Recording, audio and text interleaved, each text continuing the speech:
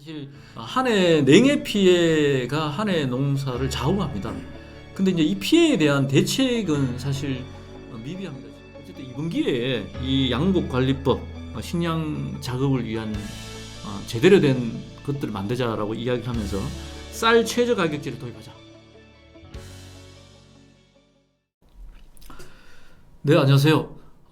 최근의 농업 동향을 한눈에 알 수 있는 농정넷 이슈 브리핑 그 7번째 시간입니다. 진행을 맡은 저는 경북의 복숭아 농사꾼 이영수라고 합니다. 반갑습니다. 네, 오늘 아침에도 영천에는 서리가 내렸습니다. 그래서 새벽에 일어나가지고 저는 또 급한 마음에 스프링클러를 좀 돌렸는데요. 지금 전국의 과수 농가들이 초긴장 상태입니다.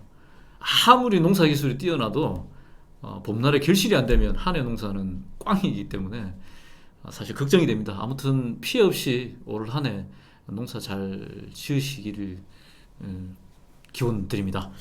오늘 준비한 소식은요, 네 가지입니다. 첫 번째 소식, 과수 냉해 피해 관련된 이야기를 드리고자 합니다.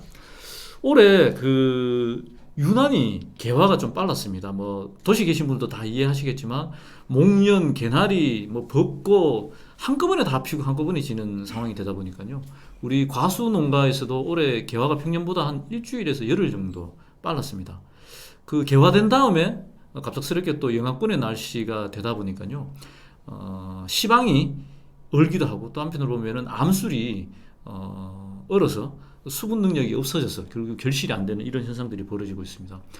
제가 아는 충청도에 그 복숭아 농사 짓는 형님 한 분은요, 단순히 꽃이 떨어진 걸 떠나가지고 겨울 동해로 뭐 한 2,000평 되는 밭이 나무들이 다 고사하는 이런 일들도 벌어졌고요. 그래서 지금 충청도에 보면 특히 심한 것 같습니다. 충청도에서 파악한 거에 의하면은 지금 사과, 복숭아, 배, 자두 한 1,300농가 헥타르로는 한 640헥타르 정도 피해를 봤다고 합니다. 그 평수로 따지면 한 200만 평 정도 되는데요. 이게 상당하죠.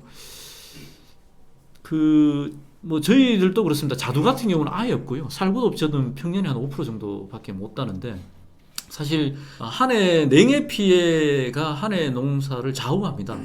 근데 이제 이 피해에 대한 대책은 사실 미비합니다. 지금 현행 농업재해보험이라는 게 있는데요. 이 농업재해보험이 냉해 피해, 결실 피해를 본 만큼의 보상이 되고 있지 않습니다.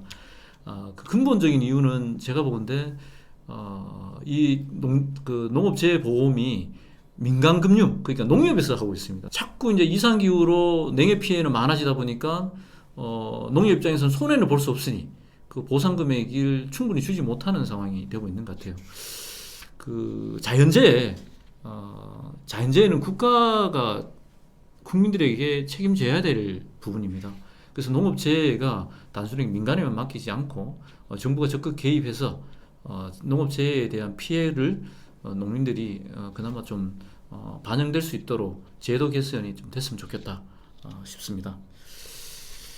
네, 두 번째 소식입니다. 두 번째 소식, 꿀벌 이야기입니다.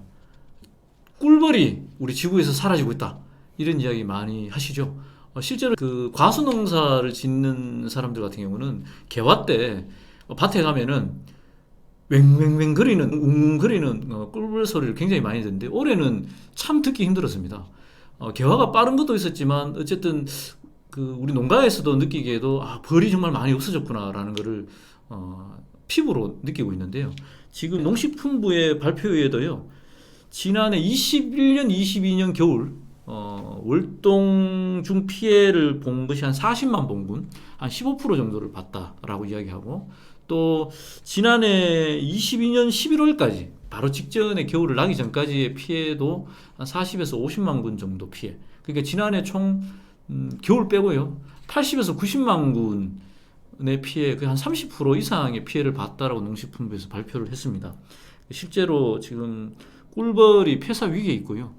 근데 지난번 농식품부가 발표하면서 이 꿀벌의 집단 폐사가 자연재해라기보다는 농민들이 관리를 잘 못했다. 그 이유는 뭐냐?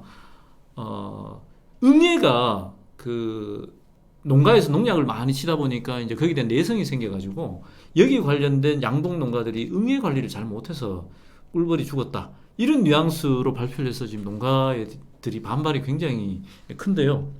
실제로 지난 3월 9일 날 양봉 농가들이 농심부부 앞에서 집회를 열었습니다. 집회를 열어서 그 주된 내용들은 꿀벌의 집단 폐사는 자연재해다. 그래서 농업재해로 인정을 해달라라는 거 하나 하고, 또 하나는 꿀벌이 우리 인류에게 큰 좋은 일들을 많이 하기 때문에 사회적 기능, 다원적 기능으로서의 꿀벌 양봉 농가들에 대해서 양봉 직불금을 도입을 해달라, 이런 요구를 했습니다. 제가 볼 때도 양봉 농가들에 대한 직불금 사회적으로 지불해야 된다고 봅니다. 예. 그리고 한편으로 보면은 그 세계적인 그 환경단체죠, 그린피스에서도 이것이 단순히 농식품만이 아니고 환경부, 산림청 등 정부의 다각적인 측면에서 이 대책을 마련할 것을 촉구를 했습니다. 예, 어쨌든 이 자연재해에 관련된 부분, 우리 꿀벌 농가들에 대해서 정부 그리고 민간 단체들 함께 이 대책을 마련했으면 좋겠다 싶습니다. 네, 세 번째 소식입니다. 고향사랑 기부제 들어보셨죠?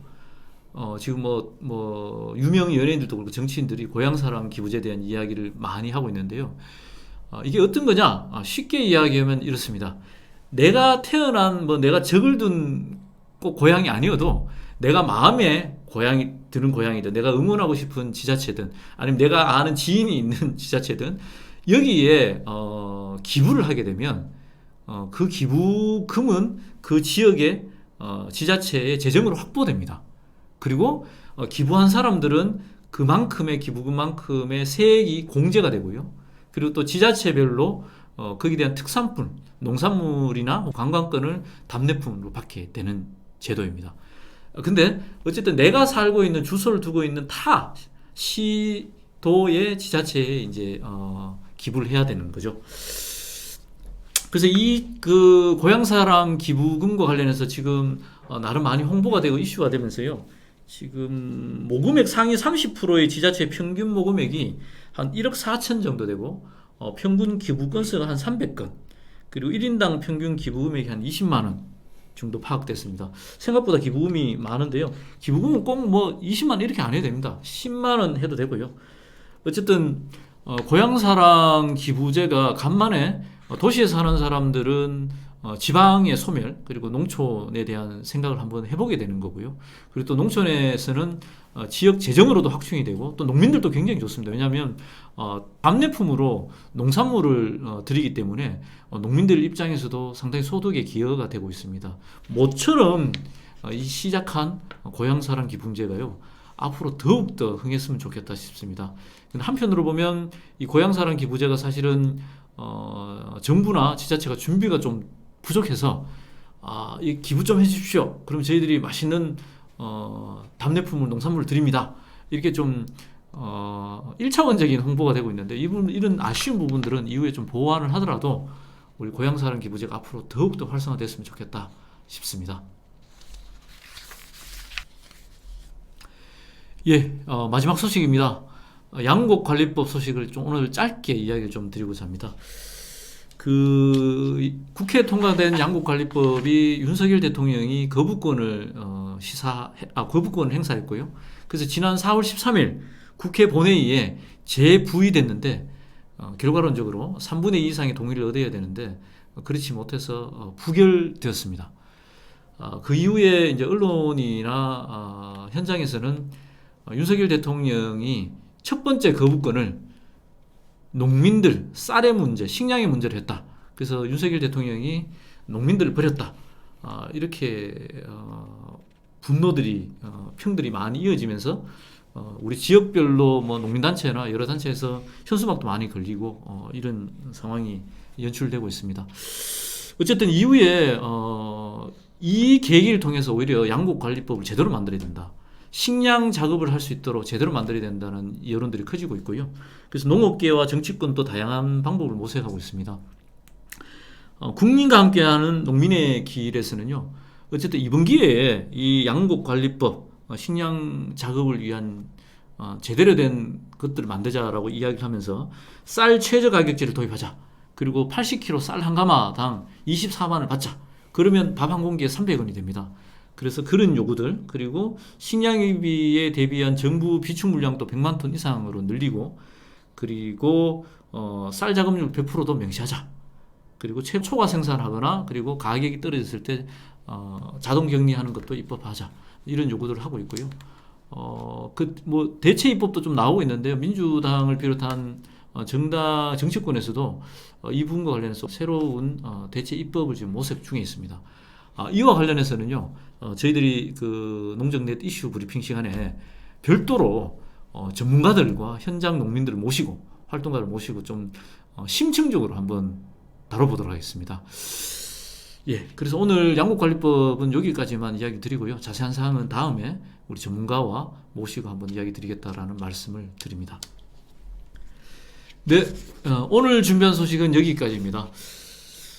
모쪼록 우리 과수농가들 지금 냉해 피해로 가슴을 조이고 있는데요.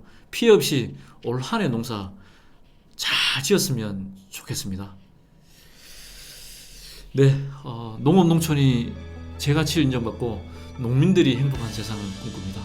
네, 오늘도 감사합니다. 고맙습니다. 네.